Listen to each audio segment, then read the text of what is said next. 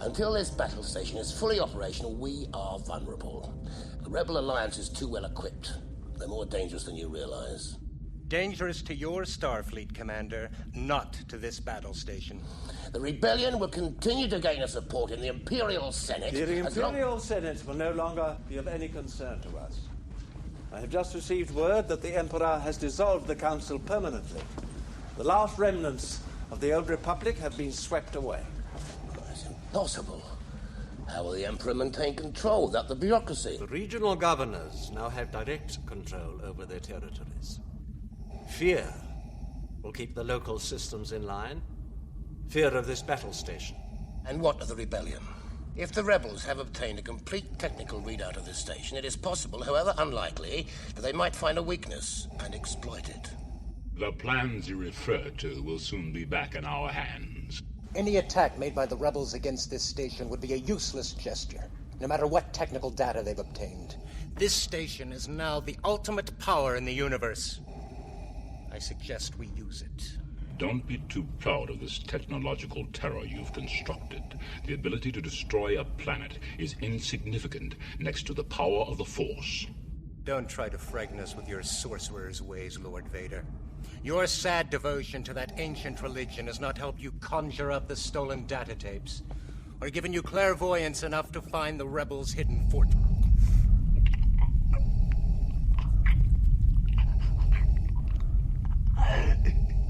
I find your lack of faith disturbing.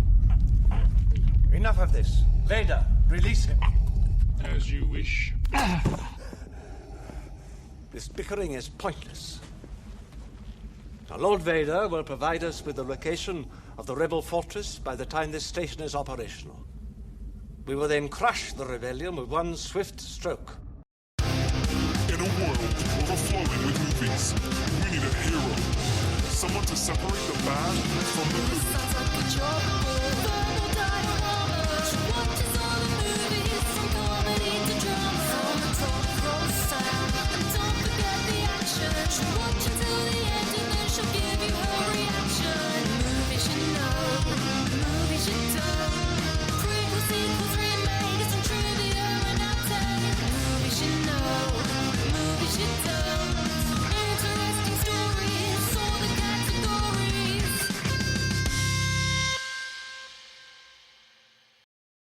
Hi everyone, I'm Em and welcome to Verbal Diorama episode 350, Star Wars. This is a podcast that's all about the history and legacy of movies you know and movies you don't that made the Kessel Run in less than 12 parsecs. Welcome to Verbal Diorama, whether you're a brand new listener, whether you're a regular returning listener, thank you for being here, thank you for choosing to listen to this podcast. I am so happy to have you here for the 350th episode, but also for the history and legacy of Star Wars. And if you are a regular returning listener, thank you so much for continuing to listen and support this podcast over the last 7 years and now 350 episodes. Honestly, thank you so much for your support. It genuinely means so much. If you are a new listener to this podcast, I am a solo podcaster. I've been doing this for a long time and I do this completely on my own. I have no help from anyone.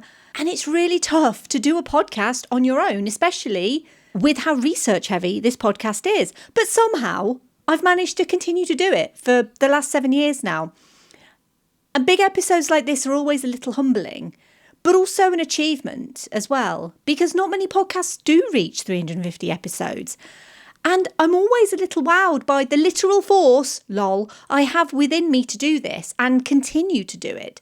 I'm not going to lie, I've had my wobbles, one very recently, but I always come back to Verbal Diorama because I love it and I love telling these stories. I can't imagine not doing it, to be honest. I have no idea how long this podcast will go on for, but I never expected it to last for 350 episodes, so I don't know. Never say never. There is no guarantee, but as long as I love doing it, I'm going to continue to do it. And a big episode deserves a big movie. One I've been putting off, but you can't stay on your little desert planet forever. Here's the trailer for Star Wars. Somewhere in space, this may all be happening right now. 20th Century Fox and George Lucas, the man who brought you American Graffiti, now bring you an adventure unlike anything on your planet. Star Wars. Here they come.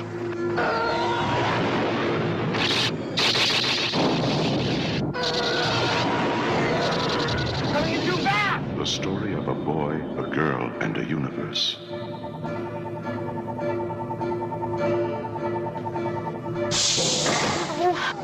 It's a big, sprawling space saga of rebellion and romance.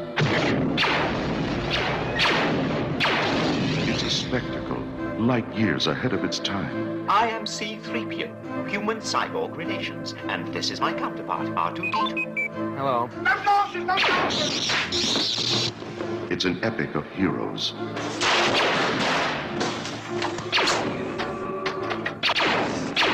Good luck. And villains. And aliens from 1,000 worlds.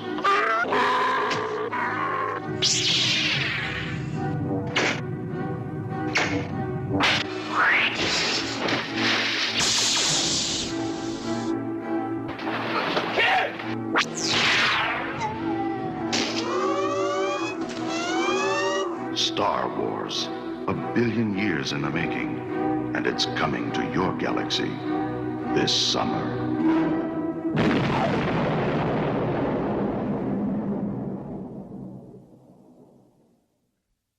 Imperial forces, under orders from the cruel Darth Vader, hold Princess Leia hostage in their efforts to quell the rebellion against the Galactic Empire. Luke Skywalker, a farm boy from Tatooine, meets Hermit Ben Kenobi and delivers to him a droid containing a message from the kidnapped princess for Obi-Wan Kenobi asking for his help. Together they go to Mos Eisley and meet Han Solo, captain of the Millennium Falcon, and his co-pilot Chewbacca, with a plan to rescue the princess, help the Rebel Alliance, and restore freedom and justice to the galaxy.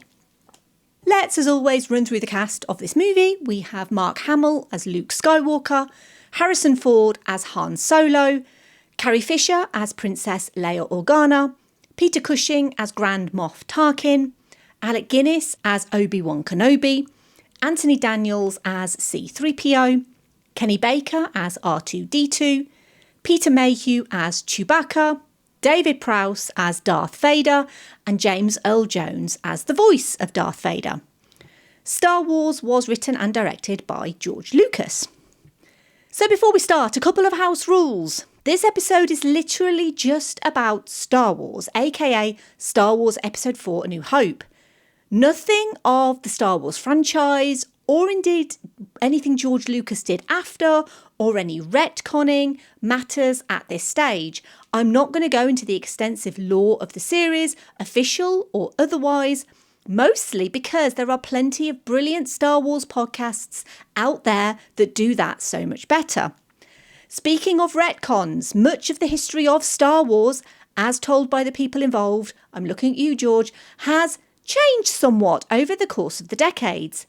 He's changed his mind a few times, or perhaps it's just a case of muddled memories. Either way, I'm going to try and get to the bottom of the real story as best I can. But, and I say this every time I do a big episode on something a lot of people love, I am not an expert. And honestly, one of the reasons I've held off on doing Star Wars for so long is, let's just say the fandom often behaves a little bit toxic towards women. So basically what I'm going to say is don't be a CGI jabber about it. The story is huge, and this podcast is a rebellion of one. The movie's 50 years old next year, and there's a lot of revisionist history out there, but I am going to try my best to tell this story without constantly having a bad feeling about this. And I'm going to start in 1975. And I'm going to start with Jaws. And the reason why I'm starting with Jaws is because when Jaws came out in 1975, it redefined cinema. I do actually have a podcast episode on Jaws. That is episode 106 of this podcast. So if you want more on the story of Jaws, go and listen to that episode. But before Jaws, the summer was considered a dumping ground for movies. In the early 1970s, the serious prestige films came out at the end of the year. Summer was for teenagers and leftover movies. The 70s was the decade of auteur-driven, gritty, introspective Hollywood. Movies like Taxi Driver, The Godfather, One Flew Over the Cuckoo's Nest. Films that reflected post-Watergate cynicism, the Vietnam trauma, and the collapse of the American dream. Studios, rattled by earlier financial failures, had given unprecedented creative control to young directors. Jaws changed all of that in a single June. It buried the practice of controlled step-by-step releases that the studios had favoured up to that point. It did so after what Universal's own publicity director called the largest advertising expenditure for a release in the history of the company. The wide release strategy, combined with a saturation TV advertising campaign, created something new. A film as a national event you had to see immediately or risk being left out. And the numbers were unprecedented. Jaws became the first film to break $100 million at the box office, displacing The Godfather as the highest grossing film up to that point. Ironically, a movie about a massive shark eating people taught studios about consumer appetite. Jaws whet corporate appetites for big profits quickly. Studios didn't just want more Jaws, although they did make more Jaws movies. And let's not forget, Jaws also birthed the large out-of-control creature feature as well. They wanted a reproducible system. They wanted a high-concept, high-budget, high-profile picture designed to appeal across demographic lines and play on thousands of screens. Not just a movie, but a cultural event with a stratospheric marketing budget and profits sustained for years through merchandising, sequels, home video and re-releases. That was the holy grail as far as the studio system was concerned. But Jaws wasn't that kind of marketable thing. There's only so much killer shark that audiences can stomach. But what would come 2 years later redefined the Jaws ideal of a Hollywood blockbuster. And Jaws and Star Wars are usually talked about in the same breath as the twin killers of New Hollywood, but they were also conceived by New Hollywood. Jaws taught studios how to sell a film. Star Wars taught them what kind of film to keep making forever. And so to talk about Star Wars, the story really does have to start with George Lucas, one of the most significant people to come out of the 20th century New Hollywood movement. He graduated from the University of Southern California in 1967, moved to San Francisco, and co-founded American Zoetrope with filmmaker Francis Ford Coppola, hoping to create a liberating environment for filmmakers to direct outside the perceived oppressive control of the Hollywood studio system. In 1967, Verna Fields, the future Oscar-winning editor of Jaws, needed assistant editors to help her on the documentary Journey to the Pacific. One of those assistant editors was Marcia Griffin. She's going to be important to this story. But Fields also hired a young George Lucas, fresh from graduation, and George met Marcia. In 1969, George Lucas married Marcia Griffin, which again is important to the story. George Lucas wrote and directed THX 1138 in 1971, based on his 1967 student short Electronic Labyrinth THX 1138 4EB. It was a dystopian sci-fi film about a sterile future where emotions are outlawed. Warner Brothers hated it, and after the first cut, the studio took the film away, recut it to remove 5 minutes of footage, and released it with minimal promotion. It bombed at the box office, but it would give Lucas two things: a distrust of studio interference and the knowledge that maybe Orwellian, haunting and dystopian sci-fi wasn't what audiences wanted, something that he and producer Gary Kurtz agreed with.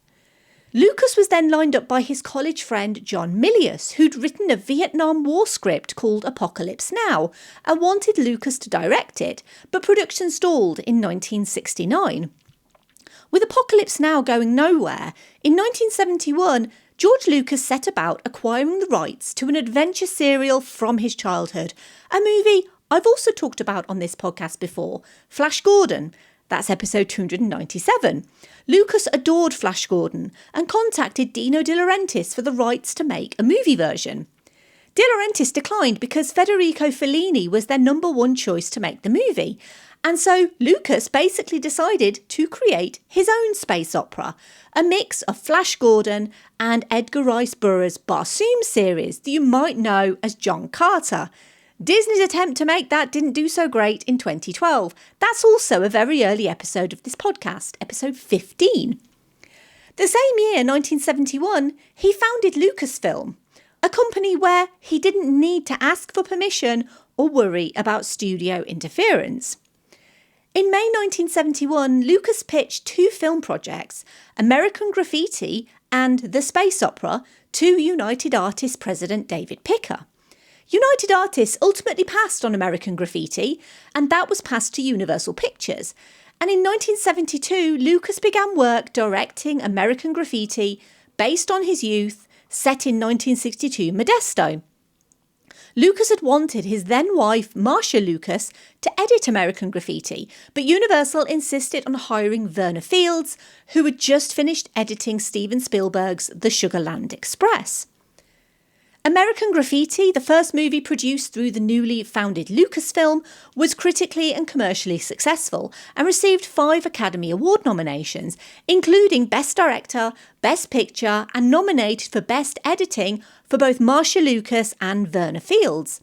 In early 1973, Lucas began writing the first draft of his space opera, starting with random names for characters and locations, including Han Solo and Yavin, which resulted in an unfinished 2-page synopsis titled Journal of the Wills, which chronicled the tale of C.J. Thorpe, son of the chief pilot of the galactic cruiser Tarnak, Han Dardell Thorpe, apprentice to the legendary Jedi Bendu master of Fuchi, Mace Windy.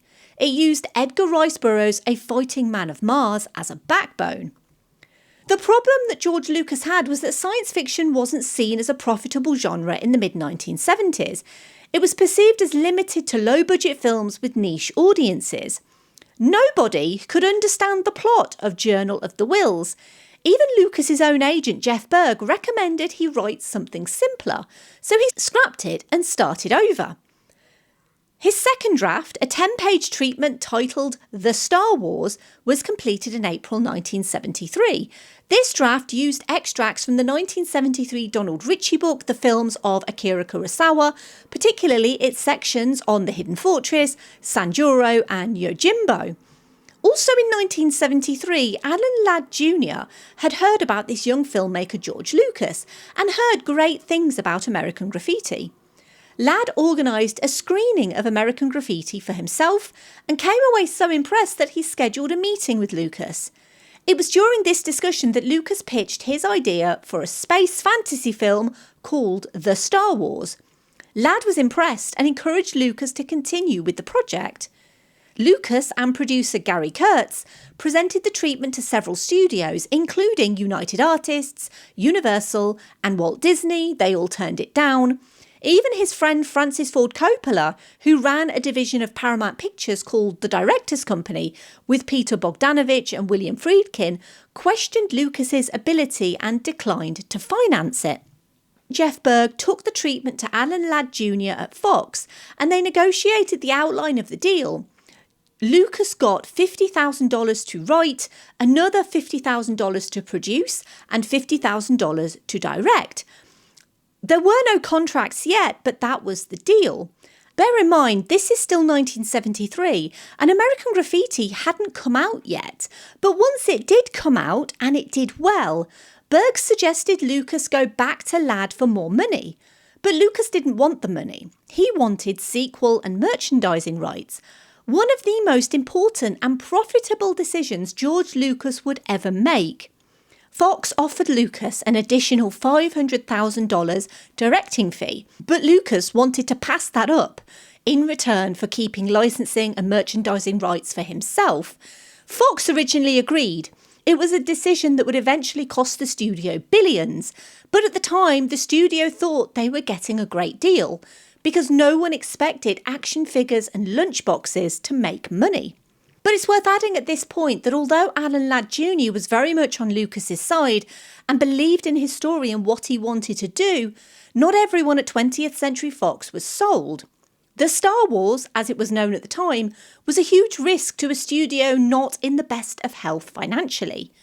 Fox president Gordon Stolberg approved the production, and Ladd and Stolberg remained Lucas's support at times when the board of directors of 20th Century Fox wanted to shut down production. By May 1974, Lucas had expanded the original treatment into a full 130-ish page rough draft, which included elements such as the Sith, the Death Star, and a general named Anakin Starkiller. He based the character of Chewbacca on his Alaskan Malamute Indiana. Indiana would also inspire Indiana Jones. Literally, he was named after the dog.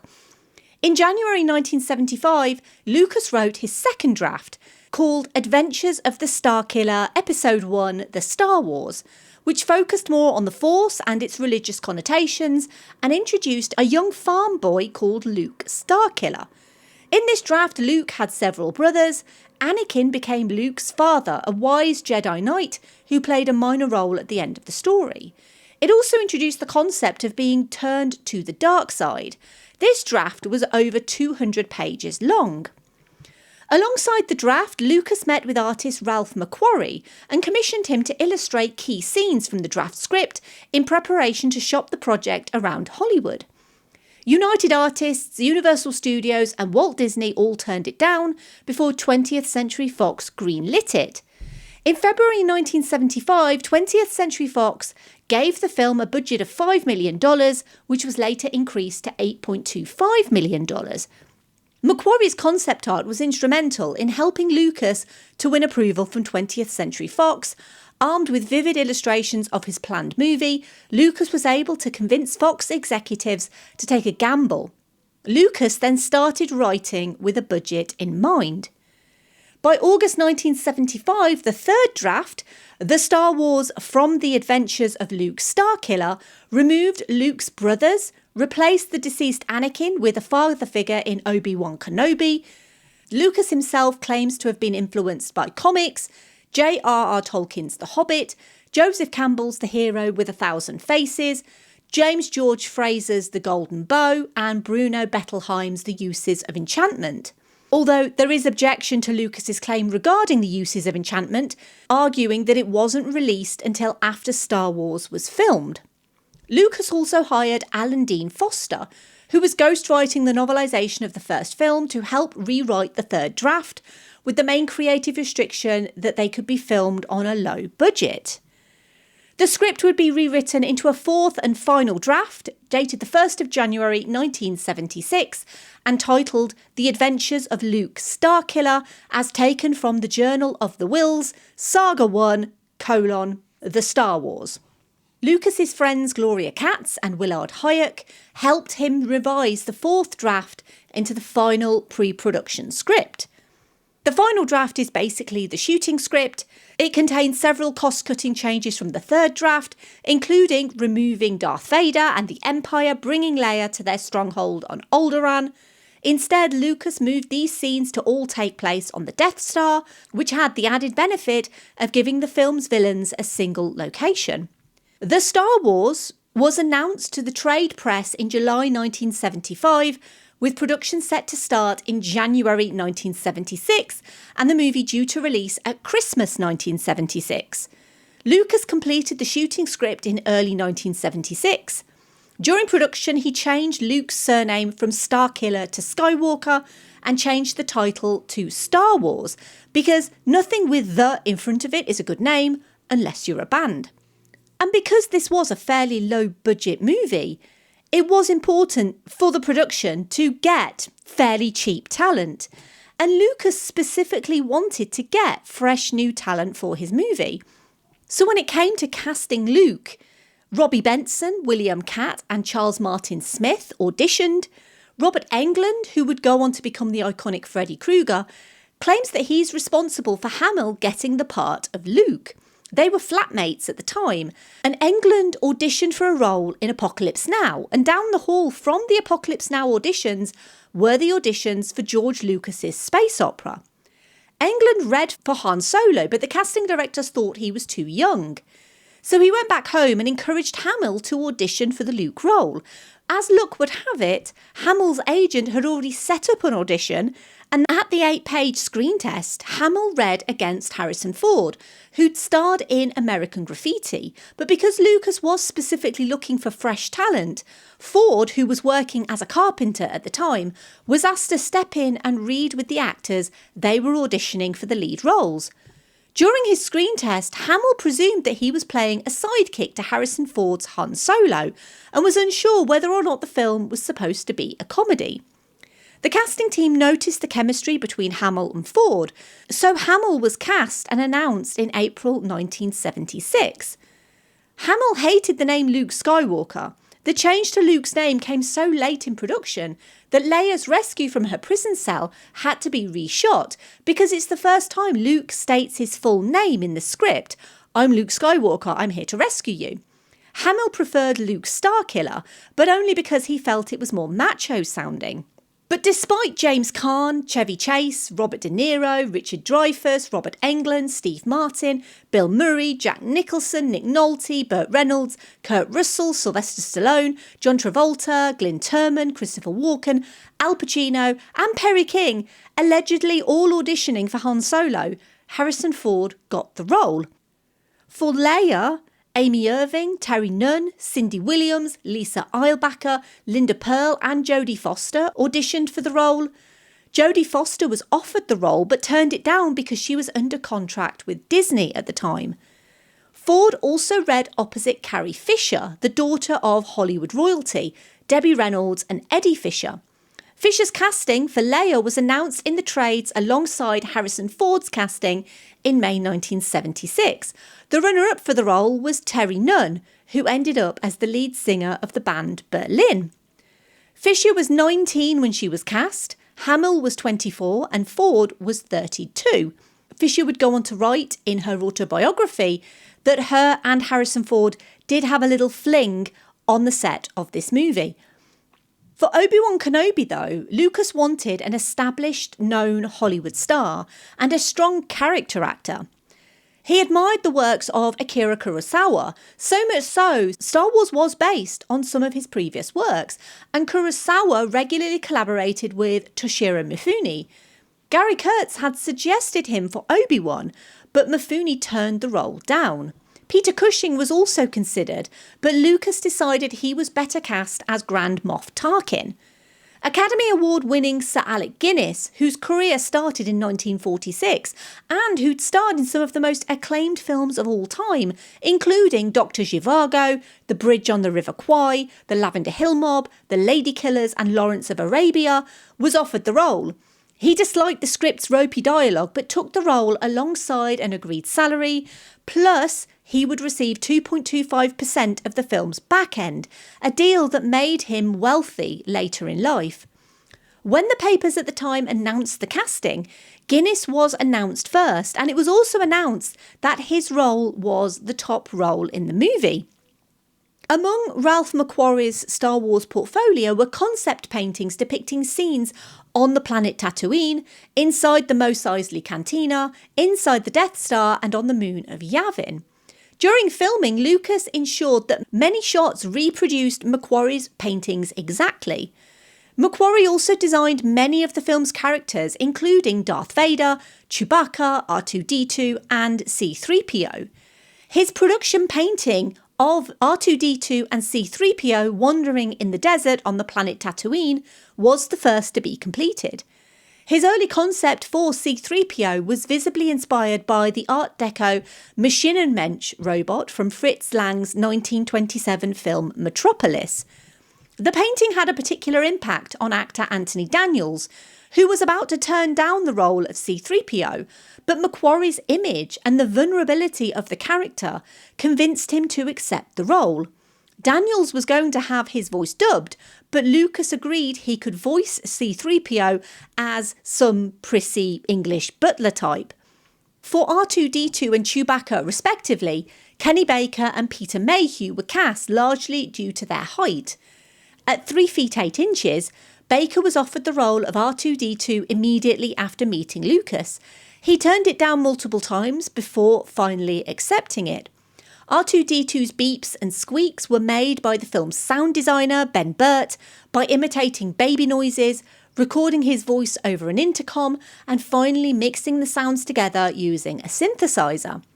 Burt also popularised the Wilhelm scream in-joke and created many of the iconic sound effects heard in the film franchise, including the lightsaber hum, the sound of the blaster guns, the heavy breathing sound of Darth Vader, and creating the Ewoks language, Ewokese. Burt was also the sound editor for WALL-E and performed the vocalisations of the titular character as well as the other robots in the film. And if you're wondering, is there a verbal diorama episode on WALL-E? Yes, there is. It's episode 237. 7'3" Peter Mayhew initially auditioned for Darth Vader, but David Prowse was cast instead.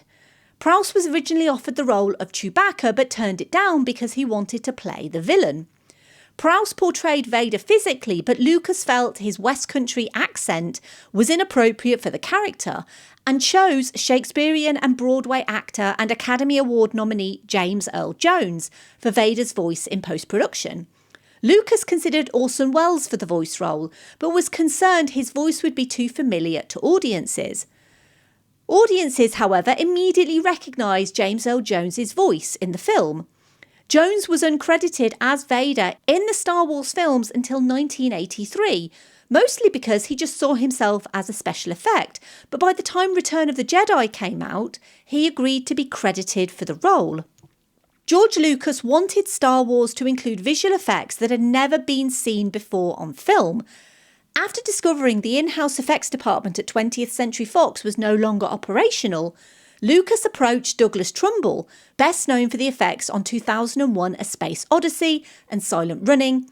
Trumbull declined because he was already committed to working on Steven Spielberg's Close Encounters of the Third Kind, but suggested his assistant John Dykstra to Lucas. Dykstra brought with him a small team of college students, artists and engineers and set them up in a warehouse in Van Nuys, California. After seeing the map for the location was zoned as light industrial, Lucas named the group Industrial Light and Magic and used his own money to start the visual effects division. ILM had less than 2 years to build a visual effects studio from scratch and create nearly 400 shots for Star Wars. Many of the people Dykstra assembled would go on to define the craft. Alongside Dykstra, other leading members of the original ILM team were Ken Ralston, Richard Edlund, Dennis Muren, Robert Blalak, Joe Johnston, Phil Tippett, Steve Gawley, Lorne Peterson and Paul Houston. Johnston would later direct Jumanji, The Rocketeer and Captain America the First Avenger. Muren would go on to supervise the effects on E.T., Terminator 2 and Jurassic Park. He's won 9 Oscars in total, and Phil Tippett was famously the dinosaur supervisor on Jurassic Park. This warehouse full of students and engineers was quietly assembling one of the greatest concentrations of special effects talent of the 20th century. The working environment was chaotic and gruelling. The team, who were often high on marijuana and not exactly being supervised, also had to deal with warehouse temperatures of over 100 degrees Fahrenheit, that's 37.7 degrees Celsius for us Brits. Temperatures topped 130 degrees Fahrenheit, 54.4 degrees Celsius. Lucas had this audacious vision for creating dynamic images of spaceships dogfighting with each other. He wanted the camera to move with the ships, as if the camera operators were up there to capture the action by hand. The idea broke many of the traditional rules in visual effects that typically required locked-off cameras to allow for separate elements to be carefully blended together. To achieve this, Dykstra and his team built the Dykstra Flex from scratch.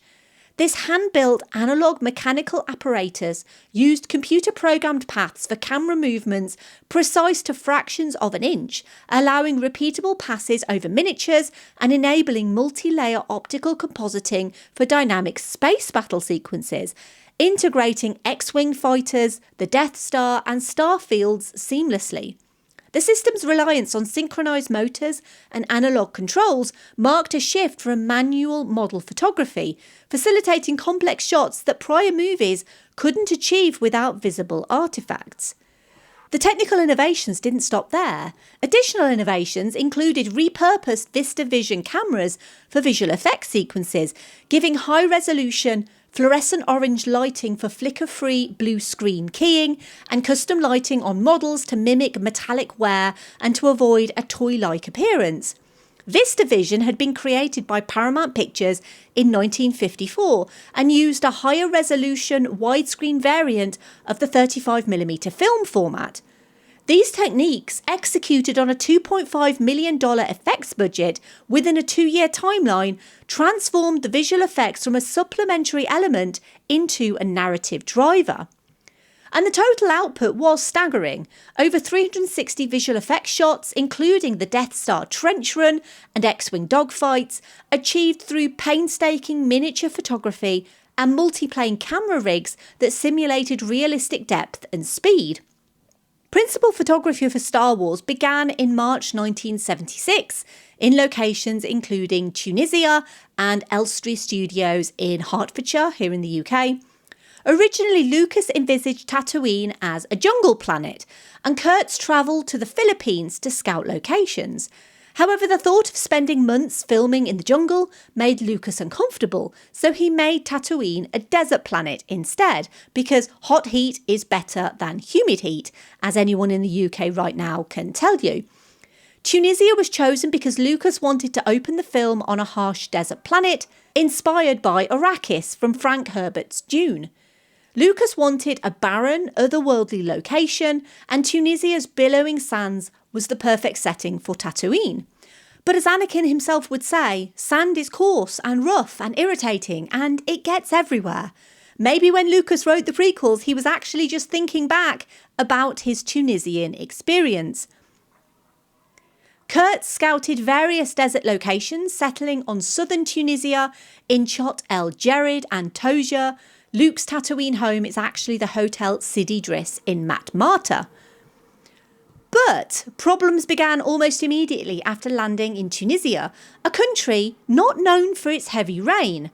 A freak rainstorm ruined a day's filming, tightening an already limited schedule of 11 days in the country. The radio-controlled R2-D2 models functioned poorly.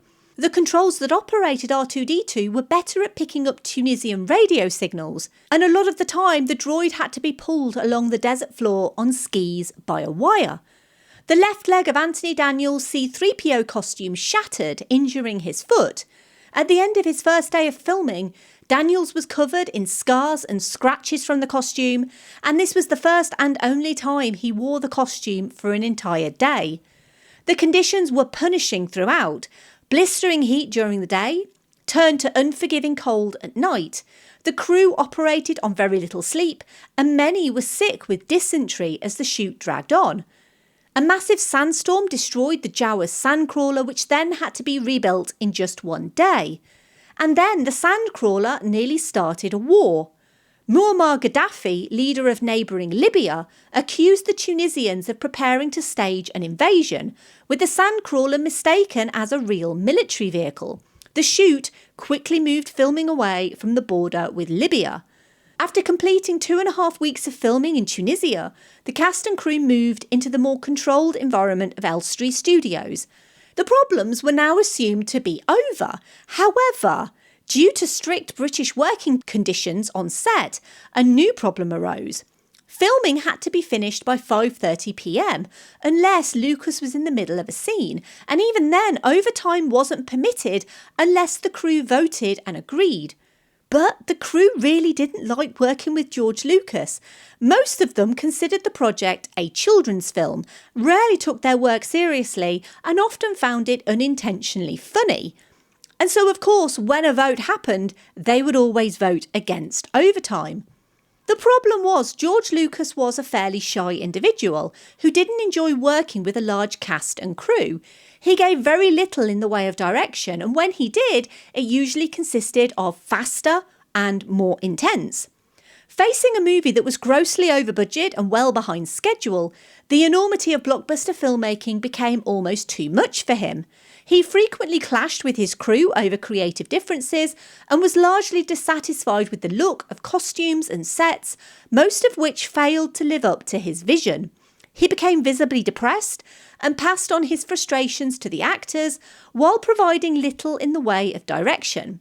The cast often attempted to make Lucas laugh or smile because he often appeared to be depressed. At one point, the project became so demanding that Lucas was diagnosed with hypertension and exhaustion and was warned to reduce his stress level. But despite Lucas's dissatisfaction with the costumes and the sets and the props, they are genuinely some of the most brilliant things put to screen. The lightsaber choreography was developed by Hollywood swordmaster Bob Anderson. Anderson personally trained Mark Hamill, and while in this movie David Prowse did his own fight scenes, for the rest of the trilogy it was Anderson who wore the Vader suit for the lightsaber duels. The lightsaber hilts were constructed by Roger Christian from old Graflex press camera flash battery packs and other pieces of hardware, and the special effects that brought the blade to life on screen were made by John Steers. The full-size sword props were designed to appear ignited on screen by later creating an in-camera glowing effect in post-production. The blade was a 3-sided rod which was coated with a Scotch-Light retro reflector array, the same sort used for road signs. A lamp was positioned to the side of the camera and reflected towards the subject through 45-degree angled glass so that the sword would appear to glow from the camera's point of view. The problem was the glowing effect depended on the rod's orientation to the camera, and during the Obi-Wan Kenobi Darth Vader duel, they could clearly be seen as rods. Because of this, the glow was added in post-production through rotoscoping. This was done by Korean animator Nelson Shin, who superimposed the footage of the lightsaber blade prop. He suggested inserting one frame that was much lighter than the others to make the light seem to vibrate. Shin also recommended adding a degausser sound on top of the other sounds for the weapon, since the sound would be reminiscent of a magnetic field. The whole rotoscoping process took 1 week. But as I said, George Lucas clashed with a lot of people on the set of this movie, including director of photography Gilbert Taylor. Taylor was from the old school of British cinematography and had little patience for Lucas's methods or his vision.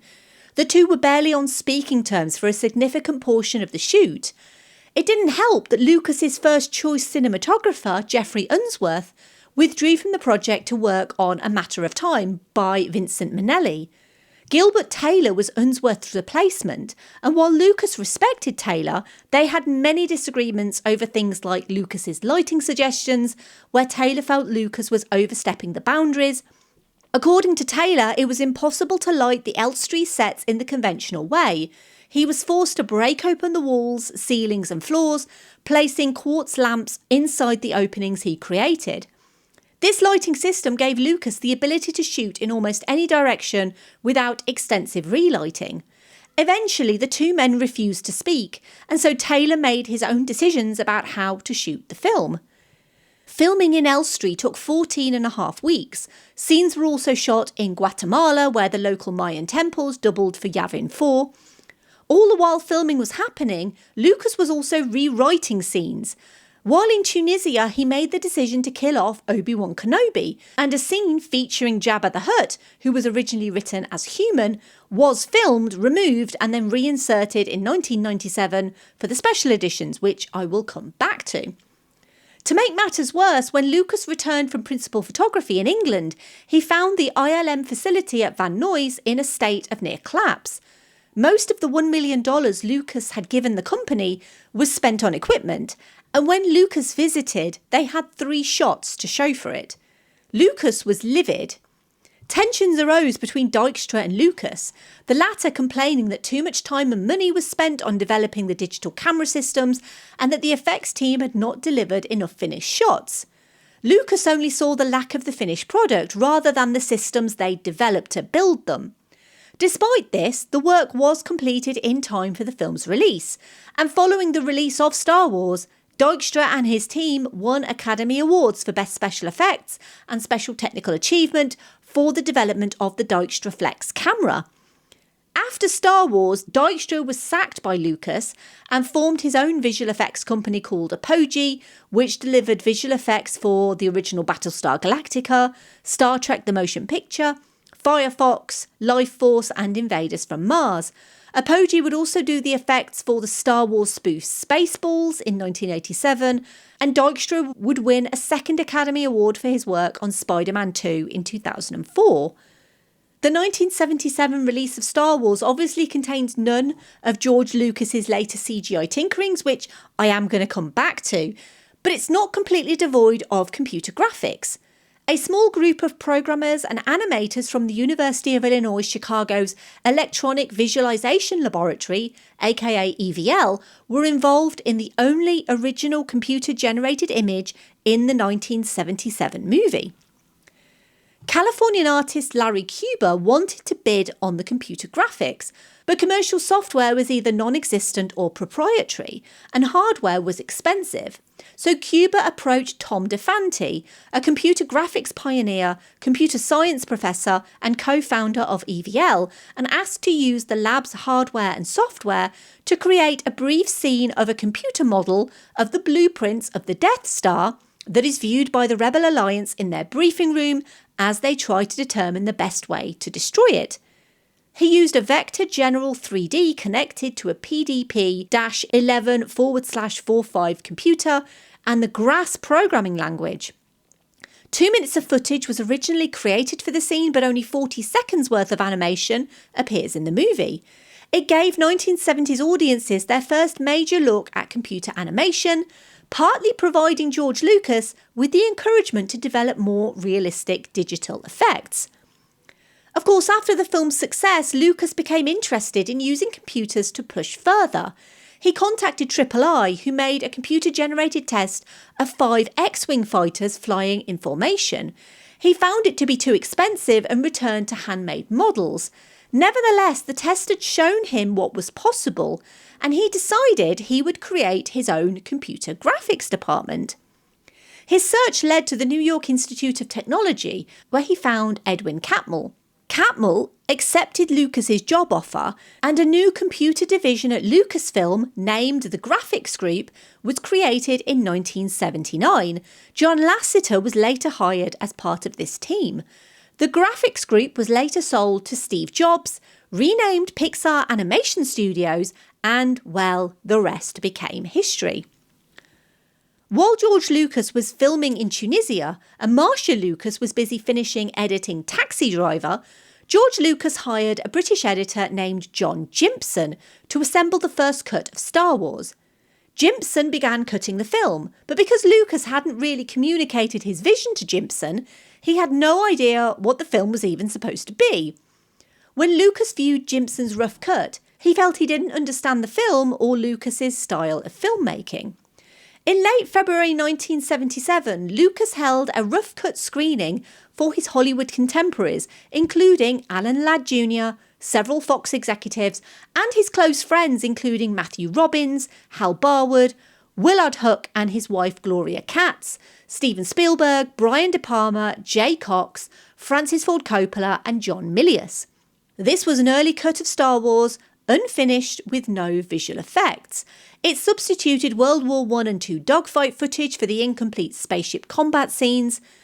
But there was a problem. The pacing was off, the action didn't land, and the film felt flat. Jimpson's rough cut of Star Wars, often called the Lost Cut, differed significantly from the final version. Author David West Reynolds described Jimpson's version as slower paced and estimates it contained 30 to 40% different footage from the final cut. For decades, the legend was that no one in the room believed in Star Wars except for Spielberg, and that De Palma specifically was brutal in his takedown of Star Wars. De Palma's own account is that the room was more positive than people believe, that he appreciated it was unfinished, but was honest in his appraisal, that he liked it, but it needed work. Spielberg's account, meanwhile, positioned himself as the lone believer, and claimed that only he and Alan Ladd loved the movie in its primitive condition. Despite his scepticism about parts of the film, Brian De Palma made one of the most quietly significant creative contributions to Star Wars that almost never gets credited to him. He co-wrote the famous opening crawl. Now, the opening crawl was inspired by the opening crawls used at the beginning of each episode of film serials like Flash Gordon and Buck Rogers, and these were the inspiration for Lucas to write much of Star Wars. The development of the opening crawl came about as part of a collaboration between Lucas and seasoned film title designer Dan Perry. In 1976, Lucas invited Perry to Industrial Light and Magic, and Perry, who'd previously worked on Close Encounters of the Third Kind and The Exorcist, suggested they take inspiration from the 1939 Cecil B. DeMille film Union Pacific, whose opening credits are shown distorted by a sharp perspective and rolling along a railroad track towards a distant vanishing point. Lucas was keen on the idea, so Perry developed sketches and a prototype mechanical artwork. Perry also designed a logo type, seen on the original Star Wars posters, notably Tom Jung's Style A poster, the Style B poster by the brothers Hildebrandt, and Tom Chantrell's Style C poster. Lucas eventually rejected Perry's logo due to readability problems, turning instead to the graphic designer Susie Rice, who was tasked to create an intimidating, fascist-style logo inspired by historical German topography, and produced a bold logo type using an outlined, modified Helvetica black, the Star Wars logo that we know today. The reaction to the rough cut screening was decisive, though. John Jimpson was fired halfway through production, and Marcia Lucas was brought in to salvage it alongside Richard Chew and Paul Hirsch. But while there are many Reddit threads claiming Marcia Lucas' effect on Star Wars is minimal, George Lucas has mentioned many times that his ex-wife was easily the unsung hero of the movie when she jumped into the editing bay with Richard Chew and Paul Hirsch. It was Marcia's suggestion to amplify the threat of Darth Vader by having him murder beloved mentor figure Obi-Wan Kenobi. Her most famous contribution was the Battle of Yavin, where she orchestrated huge amounts of unwieldy footage and dialogue to make an endlessly riveting, deeply satisfying climax. She reportedly told George Lucas that if the audience doesn't cheer when Han Solo comes in at the last second in the Millennium Falcon to help Luke when he's being chased by Darth Vader, the picture doesn't work. With the film over budget, Lucas was forced to make artistic compromises to finish it. The last few days of production saw the crew split into 3 groups to finish filming. Ladd reluctantly agreed to release an extra $50,000 in funding to help it pass the post, which is about $270,000 today. Star Wars was completed less than a week before its 25th of May 1977 release date. The effort paid off, to put it mildly, because Marcia Lucas, along with Richard Chew and Paul Hirsch, would go on to win the Oscar for Star Wars editing. And now a word from our sponsors, which is you, if you'd like to be. Thank you for listening to this podcast. It's completely independent, made by me, and relies on listener support. If you're enjoying this episode and the work that I do, and you want to support an indie podcaster, if you have some spare change, you can financially contribute to the upkeep of this podcast. You're under no obligation. This podcast is free and always will be, but there are a couple of ways you can help if you wish to and if you have the means to. You can make a one-off donation at verbaldiorama.com/tips, or you can subscribe to the Patreon to support the show monthly at verbaldiorama.com/Patreon. All money made goes back into this podcast by paying for software subscriptions, website hosting, and new equipment. Huge thank you for your continued support. Now, let's learn some more about this movie and how Keanu Reeves is somehow connected to it. And this is as good a time as any to segue into the obligatory Keanu reference of this episode. And if you don't know what that is, it's where I try and link Keanu Reeves to every episode that I do, because why not? Now, obviously, Keanu Reeves has never starred in a Star Wars movie or anything Star Wars adjacent. However, he is a massive favourite among fans to play the legendary character Darth Revan. Darth Revan, I don't know how to pronounce it. So maybe what I need to do to win the Oscar for podcast editing is say Darth Revan and then say Darth Revan and then put the correct one in. To play the legendary character Darth Revan, to play the legendary character Darth Revan from Star Wars Knights of the Old Republic. Honestly, you have no idea how many times I have to say certain words with different pronunciations. And then when I'm editing the episode, I choose the one that's correct, because when I'm actually saying it, I don't know if it's correct or not. But to be honest, I might just leave that the way it is, because that's kind of funny. Let's be honest, I'm not going to win any podcast awards for editing anytime soon. Throughout the making of Star Wars was Lucas's ongoing friendship with Steven Spielberg. And while Spielberg had no involvement in making this movie, save for attending the odd screening here and there, his contribution to the film itself is less about the edit and more about one crucial introduction. Spielberg's greatest contribution to the Star Wars franchise was introducing Lucas to the great John Williams. Williams had previously worked on Jaws, with his wonderful minimalist score making everyone scared to go in the ocean for years. Without Spielberg's recommendation, the score that arguably does as much as anything else to make Star Wars feel like Star Wars may not have existed in the form that we know it. And of course, John Williams' score for this movie is probably one of his most iconic scores of all time. And when you're talking about the greatness of John Williams, it's really difficult to say which is John Williams' greatest score, but I would argue that the score for Star Wars is so unmistakably John Williams. It is a perfect score, and honestly, I think it's one of those things that if this movie existed without the John Williams score, it would not be as good as it is. John Williams' score really elevates this movie to the highest possible heights, and we all have Steven Spielberg to thank for that. Now, of course, there are lots of marketing stories about Star Wars, because Star Wars is all about the merchandise. It's all about the toys. That's how George Lucas made all of his money. But there's one specific story about Star Wars that I found really fascinating, because it's something that never happened before Star Wars, and I don't think it's happened since Star Wars either. Because on Christmas morning in 1977, several 100,000 kids and big kids opened their presents on Christmas morning, saw Star Wars printed on the box, but importantly, something else too, because across the black box was a yellow banner that read Early Bird Certificate Package. And what that meant was there were no action figures in this box, just an empty box containing a Star Wars Space Club membership card, a cardboard display depicting 12 Star Wars characters, and a handful of stickers. It was basically a promise to customers, because the action figures weren't ready, but they would be in early 1978. All you needed to do was fill out and send back a postcard. It was basically the world's first toy pre-order.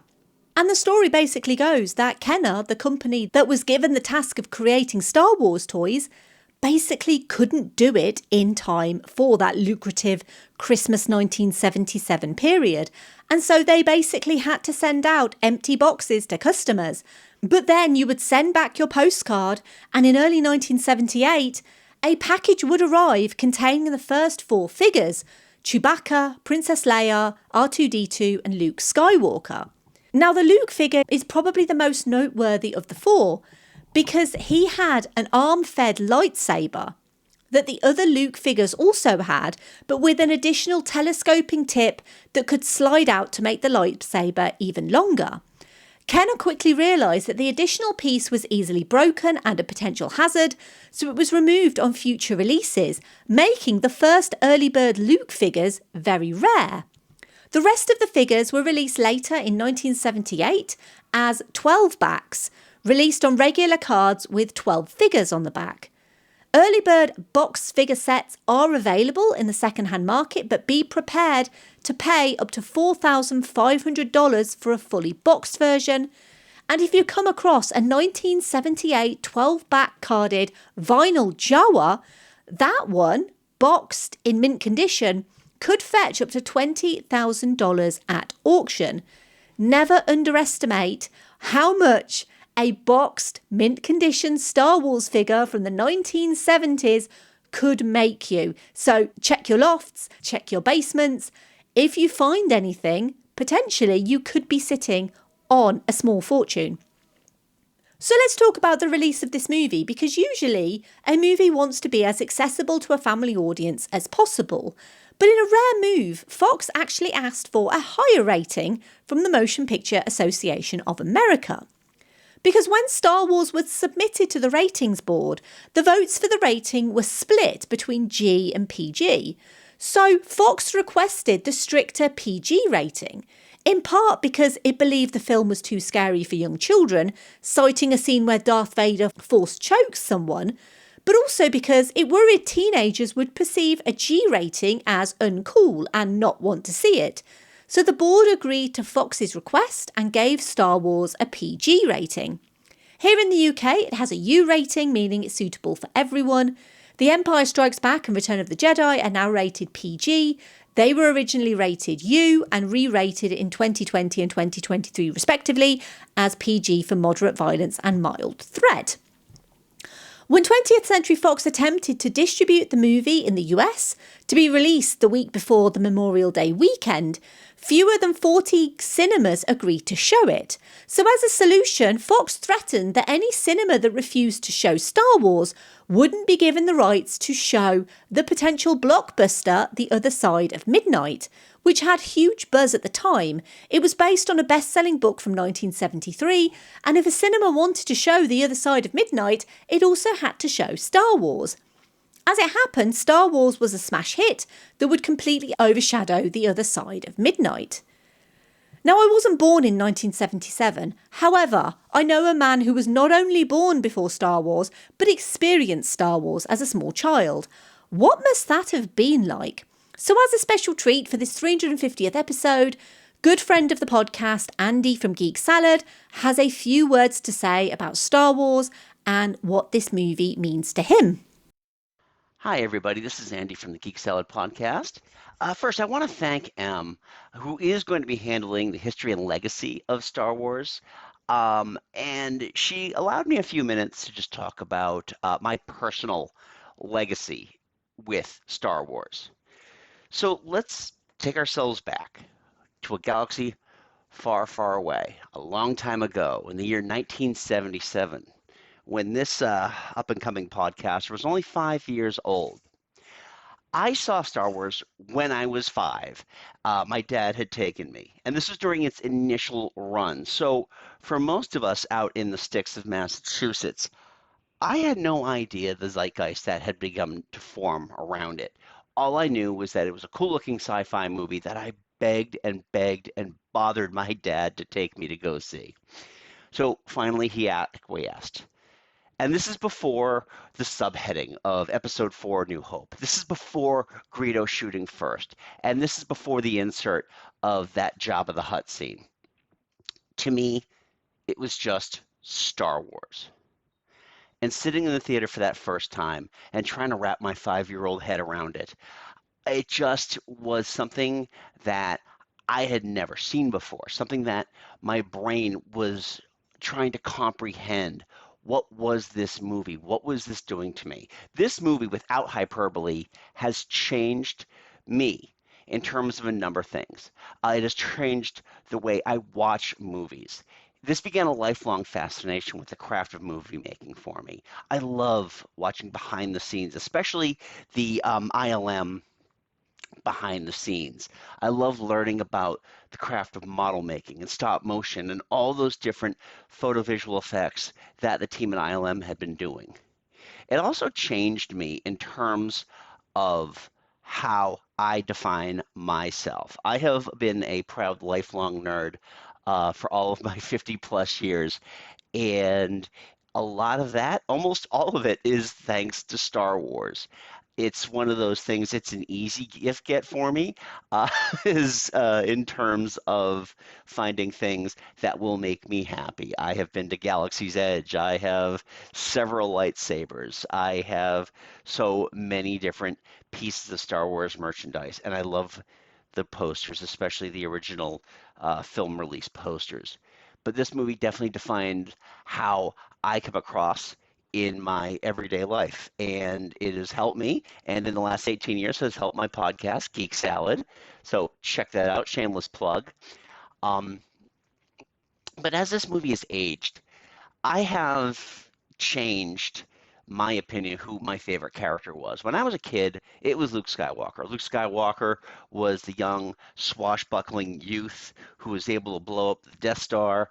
Um, as I became older and more cynical, my favorite character was Han Solo because he was roguish and he would take matters into his own hands and didn't really think about the consequences. But as I illustrated on, again, shameless plug, a recent episode of our podcast, Geek Salad, I determined that my favorite character is actually Obi-Wan Kenobi.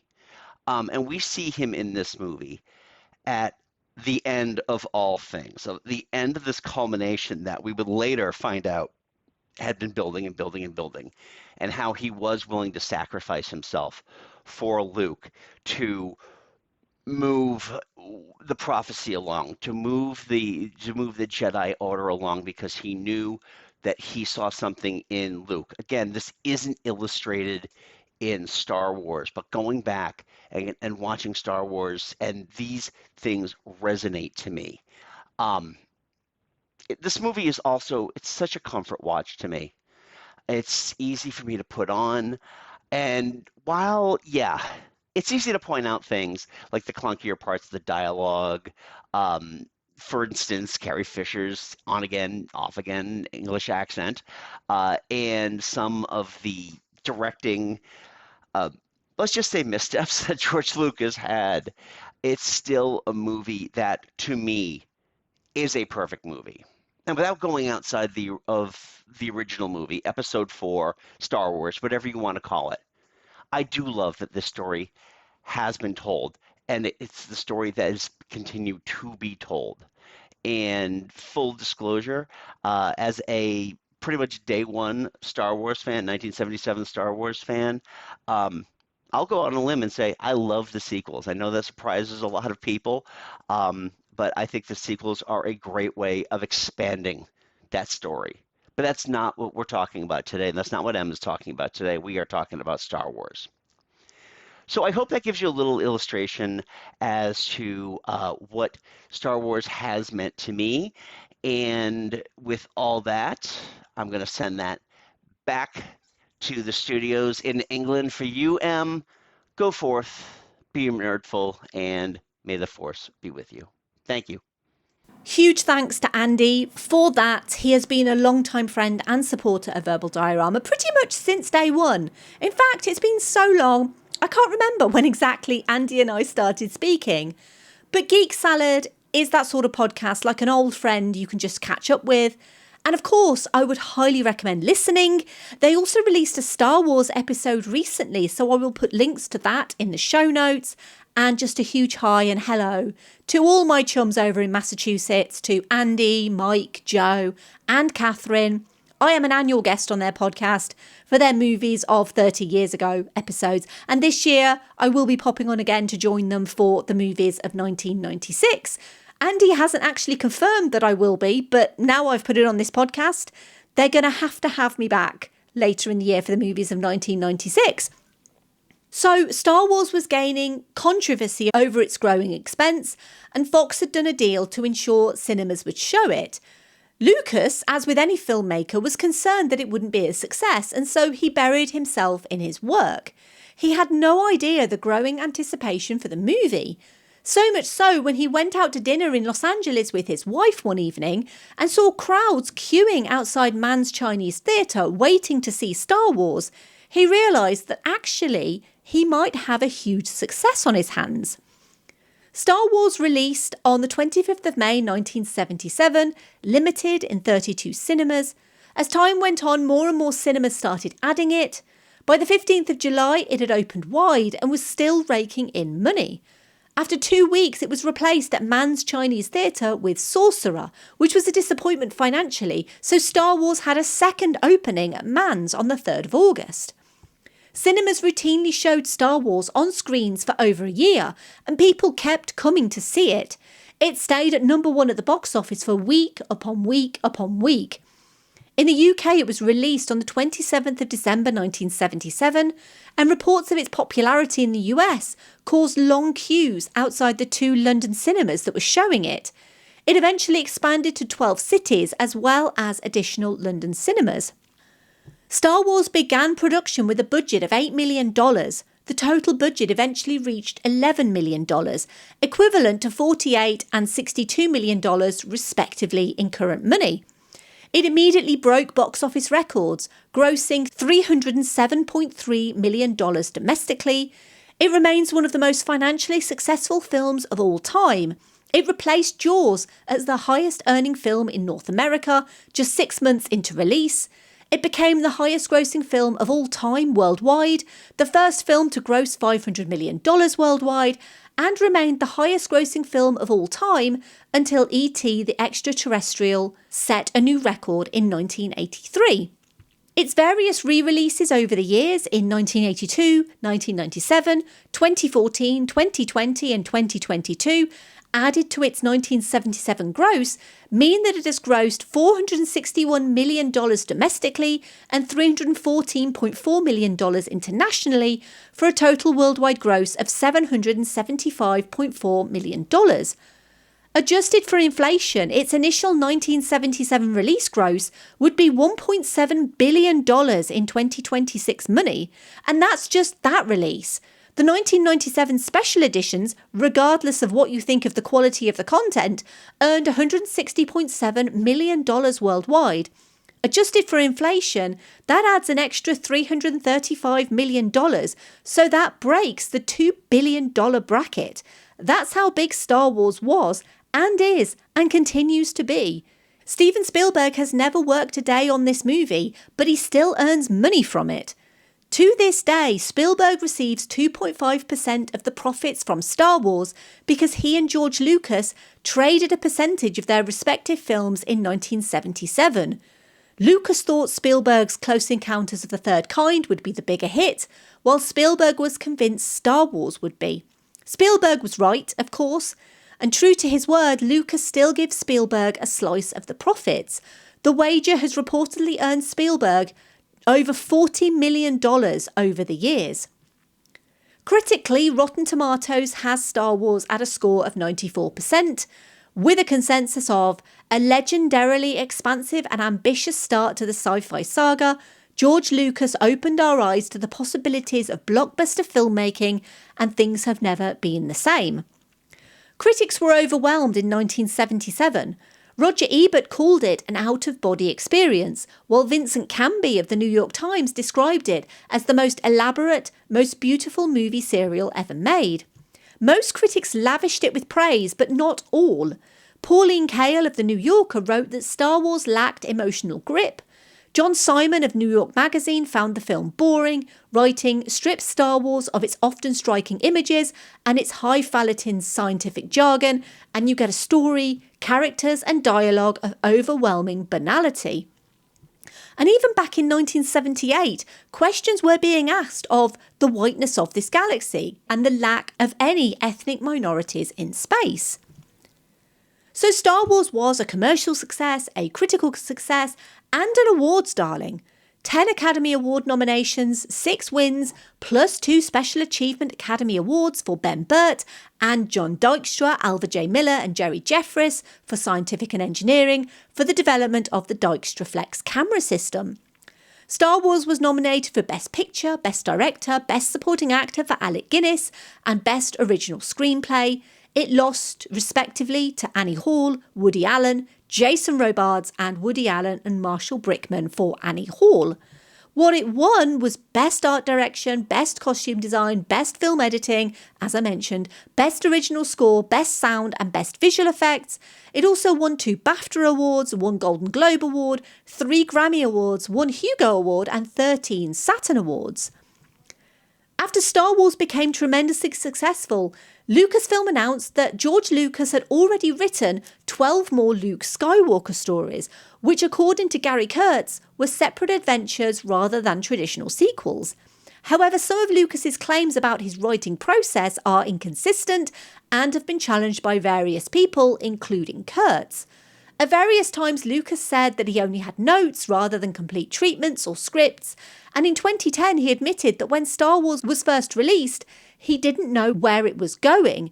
He added, quote, "The The trick is to pretend you've planned the whole thing out in advance, unquote. Star Wars has inspired many parodies, most famously Mel Brooks's Spaceballs, which is one of my favourites, and Family Guy's Blue Harvest, which was named after the fake working title for Return of the Jedi. A lesser-known parody is Hyperspace, aka Gremloids, which introduced Lord Buckethead, the visage of whom later became a satirical perennial candidate at British elections. He's since been superseded by Count Binface. Yes, that is real. No, I am not joking. George Lucas would give Blue Harvest his blessing and reportedly also enjoyed Hardware Wars, a 13-minute mock teaser trailer released 18 months after Star Wars that was the first Star Wars parody. But you know the sequels, you know the prequels, you know the legacy sequels, plus the spin-offs, the best one being Rogue One. In 1989, the original release of Star Wars was selected for preservation in the National Film Registry. In 2014, it still didn't have a working copy, which is a copy available for public viewing of the original 1977 film. Lucas refused to submit the original, stating that he no longer authorised the release of the theatrical version. He offered instead the 1997 special edition release, but the National Film Registry refused it as the first published version must be accepted. The US Library of Congress subsequently used a 35mm print of the film submitted in 1978 as part of the film's copyright deposit to make the digital copy for the registry. So let's talk about the special editions, because it's clear that George Lucas was upset by the forced changes to THX 1138. American Graffiti also had scenes removed by Universal before release. Lucas had to make do with the technology of the late 70s, and therefore corners were cut, scenes were rejigged, and had he had more time and money, he would have done more to Star Wars for its original release in 1977. But Lucas was constantly tinkering with it. In 1977, after its limited cinema release's success, the wider release of the film included a few special effects changes and reformatted credits, 3 different audio versions, a Dolby stereo mix, a 6-channel mix for 70mm screenings, and a mono mix print were also created with significant differences. In April 1981, after The Empire Strikes Back was given the subtitle Episode 5 in its opening crawl, although not on the official title, Star Wars was re-released with the addition of the subtitles Episode 4 and A New Hope, added to the opening crawl with the opening chase slightly redone. In 1994, Lucas began writing the Star Wars prequel trilogy with a larger budget in mind and digital effects in mind, making Lucas think of a grander scale to Star Wars. In 1995, the trilogy was re-released on VHS with THX audio and advertised as the final release of the theatrical versions, because in 1997, the special editions of the original trilogy were released theatrically from January through March for the 20th anniversary of Star Wars.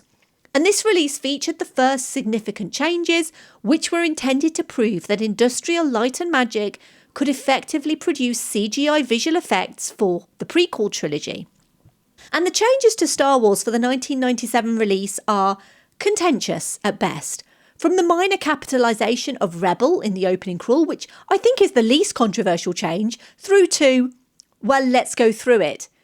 Tatooine has the most changes. During the Galactic Empire's search for the droids, 2 newly filmed shots of stormtroopers and CGI dewback lizards were inserted. In another shot, a static dewback was replaced with a moving CGI version. Han Solo is cornered in the Mos Eisley Cantina by the bounty hunter Greedo. When Greedo begins threatening him, Han kills him by shooting under the table. Han shot first. The 1997 release of the film alters the scene so that Greedo shoots first and misses, with Han's head digitally pivoting away from the blast. The scene was changed again for the 2004 DVD release so that Han and Greedo shoot almost simultaneously. This was shortened by several frames for the 2011 Blu-ray release.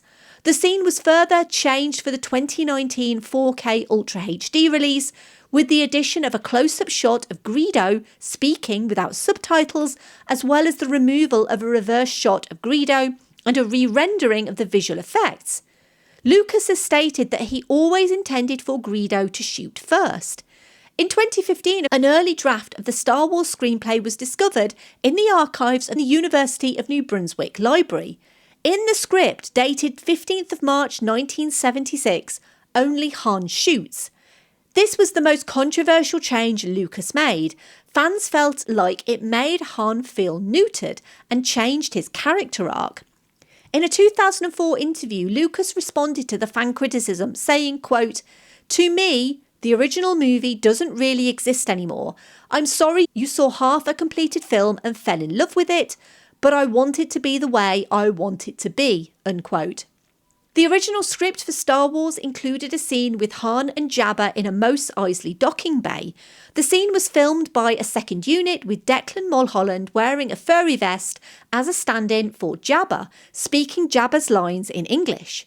Lucas intended to replace Mulholland in post-production with a stop-motion character, but due to time limitations and budget constraints, the entire scene was cut. In the 1997 special edition, the scene was reinserted with a CGI Jabba replacing Mulholland, an early example of a fully CGI speaking character in a film. In the original footage, Harrison Ford walked behind Mulholland through the area where Jabba's tail would be. As a workaround, Han was digitally moved to appear as if he stepped on Jabba's tail, with Jabba squealing as a result. It looks janky and silly, let's be honest. On the Death Star, the violence in the blaster fight between Luke and Han and the Imperial officers was toned down, and the infamous stormtrooper hitting his head on the door has a donk added to the sound, which is by far the best change they made. No one is really sure who that extra was, but British actors Laurie Good, Martin Reed and Michael Leader have claimed it was them. The 1997 version also has shockwaves added to the explosions of both Alderaan and the Death Star. It also included a deleted scene on Yavin 4, in which Luke is briefly reunited with his childhood friend Biggs Darklighter, aka Red 3, who is then shot down by Darth Vader. Changes in other versions after 1997 included the sound Obi-Wan Kenobi makes to scare off the Tusken Raiders being changed for the 2004 DVD release and again for the 2011 Blu-ray release. In the scene in which R2-D2 hides in a cave, rocks were digitally inserted in front of the cave for the Blu-ray release. Other changes included in various releases a CG replacement of the Jawa Sandcrawler, creatures, robots and ships were added to Mos Eisley, including elements created for the Shadows of the Empire multimedia campaign. Some of the aliens in the cantina were replaced with new CGI characters, and a shot of the Millennium Falcon fighting its way out of Mos Eisley was added. Fan edits of the original Star Wars films, such as Harmy's Despecialized edition, exist to reverse Lucas's changes, especially the scene with Han Solo and Greedo, because many feared that the original versions would never again exist as they were. I will pop a link to more information about Harmy's Despecialized edition in the show notes too. But in December 2025, Lucasfilm announced that a restoration of the unaltered original film would return to cinemas on the 19th of February 2027 in celebration of its 50th anniversary. As of the release of this episode, that is next February. It's a really special thing to be able to do an episode on a movie like this. Not because fans might come for me because I forgot to mention something. There is loads more information out there. Too much for one podcast episode. But just because Star Wars, as it is now, is this huge franchise beast. It's adored and criticised in equal measure. It's been a part of every generation's life in some way. And while some of the output is better than others, the universe building that George Lucas started in this movie, just by subtle little references, is astonishing. I fully believe he had no idea what he was building at the time. He pretended to have had all of this built in his mind, but with a movie like this, regardless of sequel deals, he would have had no idea it would have worked. That it did, and it was such a spectacular success, is one thing, but what it's given Hollywood, how it's shaped modern cinema, is beyond the realms of George Lucas's imagination or intentions. He profited substantially from the deal he made for Star Wars, but his investment was his love for the world he'd built, and so he never fully entrusted it to other people, hence all the tinkering to come. It would be followed by arguably the best film in the trilogy, The Empire Strikes Back, where he finally entrusted Irving Kershner to direct, because Star Wars was so stressful that Lucas didn't want to return to the director's chair, and he wouldn't for over 20 years. But not only would we not have Star Wars without Star Wars, we wouldn't have the careers and works of filmmakers who've been influenced by Star Wars, including J.J. Abrams, James Cameron, Guillermo del Toro, Dean Devlin, Gareth Edwards, Roland Emmerich, David Fincher, Peter Jackson, John Lasseter, Damon Lindelof, Christopher Nolan, Ridley Scott, John Singleton, Kevin Smith, and Joss Whedon, as much as I don't want to talk about him. Star Wars was created by George Lucas, but it was shaped by 3 people: Alan Ladd Jr., Marcia Lucas, and John Williams. Without Alan Ladd Jr., Star Wars would never have been made, not at least the way it was. Without Marcia Lucas, the emotional beats wouldn't work. And without John Williams, the movie wouldn't feel the way it ultimately feels, because the score is so important to the final movie. On a personal note, female role models in movies were few and far between, unless it was the hero's love interest. So for me, having a character like Leia, who was fearless and bold and stood up for what was right, rather than just being the meek princess to be saved, she was everything to younger me. Carrie Fisher was a legend, taken far too soon, and I don't just mean for her involvement in the sequel trilogy, I just mean in general, because she was a true Hollywood rebel. She saved more movies than you realise. I've missed loads in this episode, I know, but if you're a hardcore fan, you already know and you don't need me to tell you. But if you're not, I feel like you now know the basics of what you need to know. Star Wars is one of, if not the, most influential film of all time. It's been satirised, parodied, quoted at length. It's been told and retold by fans across the world. The world of Star Wars has been shaped in vivid detail by books, comics, wikis, magazines, fan sites, games, and the various TV series and movies that have come after. Darth Vader has become an iconic villain. Characters like Luke Skywalker, Han Solo, Princess Leia, Chewbacca, C-3PO and R2-D2 have all become widely recognised characters around the world. Phrases such as "The Empire," "May the Force be with you," "Jedi mind trick," "These aren't the droids you're looking for," and "I am your father" have become part of the popular lexicon. Jediism is a real-life religion.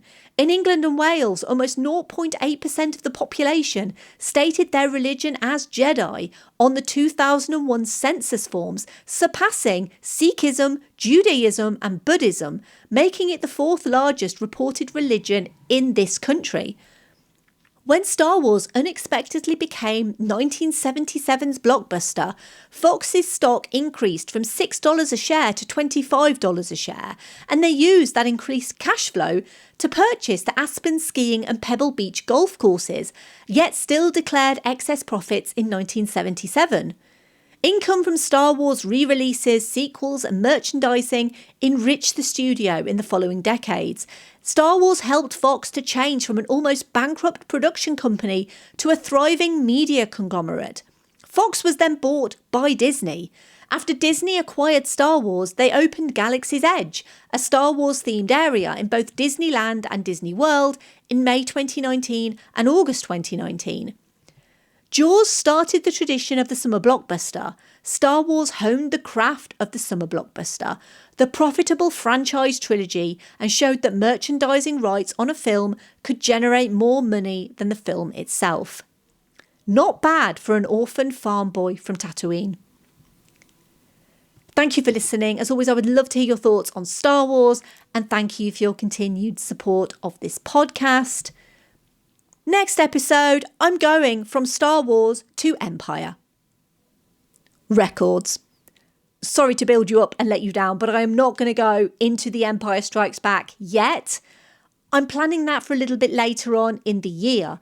But I wanted to get something in that was maybe a bit of a palate cleanser for me. Maybe something that was not such a big episode, because this episode has turned out to be rather large and it's taken me a long time to do. So I thought a bit of a palate cleanser, something that's a bit different, and I'll be honest, I couldn't really help but tease you all to suggest that I was going from Star Wars to Empire something. But no, next episode will be on the history and legacy of a movie that definitely didn't do as well as Star Wars. In fact, it completely flopped terribly and then became a huge cult classic, Empire Records. So join me next episode for the history and legacy of Empire Records. Thank you for listening to Verbal Diorama, a totally free and independent podcast that relies on listener support. If you want to show your support in multiple different ways, you could leave a rating or review wherever you found this podcast. You could tell your friends and family about this podcast, or you could find me and follow me on social media and you can share the podcast that way.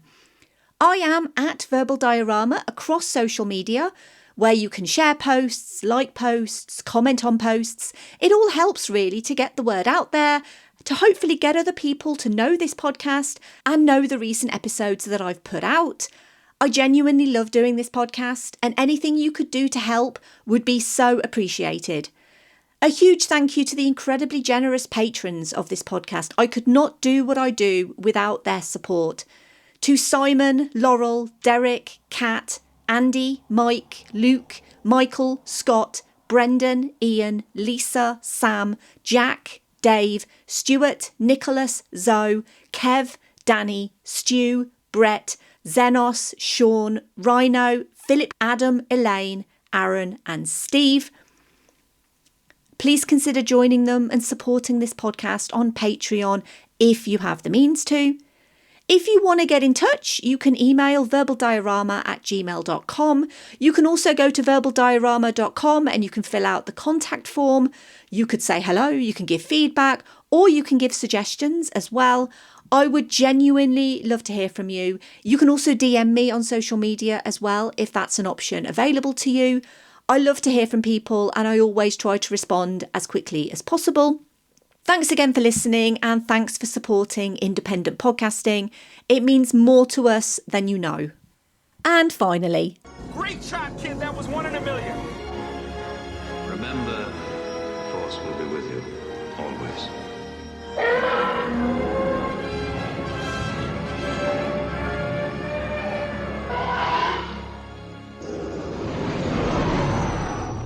bye.